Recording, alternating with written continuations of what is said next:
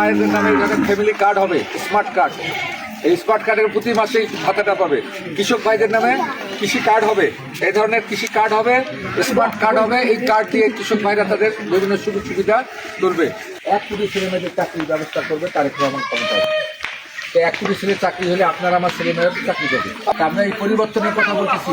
এই পরিবর্তনের অঙ্গীকার নিয়ে আমরা একটা সুন্দর বাংলাদেশ করতে চাই, একটা সমৃদ্ধির বাংলাদেশ গড়তে চাই। এই সুন্দর সমৃদ্ধির বাংলাদেশ গড়ার জন্য ধানের শীষে ভোট চাই।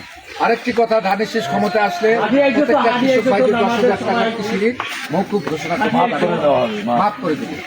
আবার প্রত্যেকটা এনজিও থেকে যারা ঋণ আবার সরকারে পরিশোধ করবে। তাহলে আমাদের প্রত্যেকটা মানুষের জীবনযাত্রার মানের উন্নয়ন ঘটবে, আমরা অর্থনৈতিকভাবে স্বাবলম্বী হব, আমাদের জীবনযাত্রার মানের উন্নয়ন ঘটবে, আমরা বাংলাদেশের মানুষ ভালোভাবে থাকবো। আমরা যেন এই মিঠা পুকুরটাকে সুন্দর করতে পারি, মিঠা পুকুরের জুলুমের হাত থেকে রক্ষা করতে পারি। গত 1 বছরে তারা অনেকে ধর্মের কথা বলে মানুষকে চাঁদাবাজি করেছে, জুলুম করেছে, নির্যাতন করেছে, মিথ্যা মামলা হামলার শিকার হয়েছে। আমরা সেগুলোর অবসান চাই। আমরা ঐক্যবদ্ধভাবে মিঠাপুকুর করতে চাই।